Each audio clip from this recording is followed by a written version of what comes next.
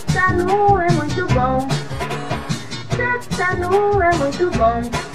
Analisando o tamanho da sua saia, quero te dizer com a medida ser usada.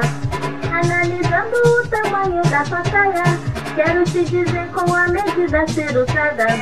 Não use saia muito perto do joelho, nem a blusa muito perto do cotovelo. Quando você senta, você sabe o que acontece. A sua saia sobe, o joelho aparece. Com a sua blusa, você sabe o que acontece. Você levanta a mão e a sua blusa desce.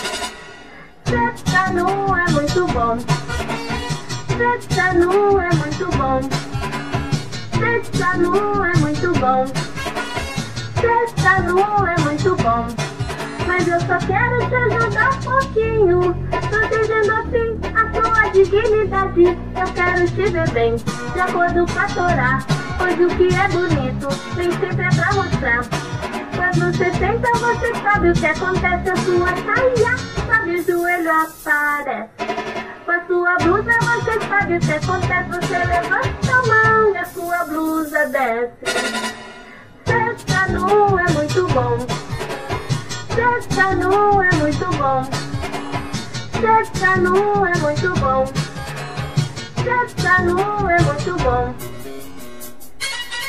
É isso aí, pessoal. Nós somos filhas do rei, princesas.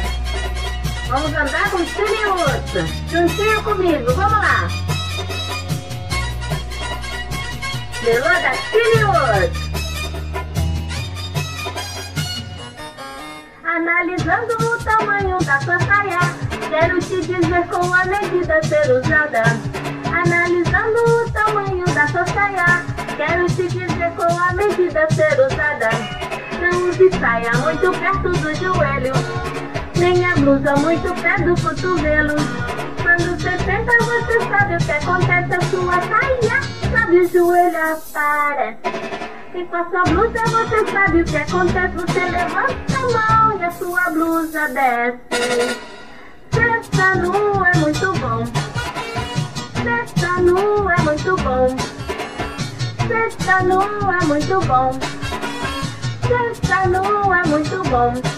Mas eu só quero te ajudar um pouquinho, protegendo assim a tua dignidade. Eu quero te ver bem, de acordo com a Torá, pois o que é bonito nem sempre é pra mostrar.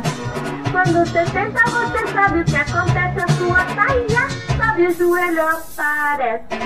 E com a sua blusa você sabe o que acontece. Você levanta a mão e a sua blusa desce.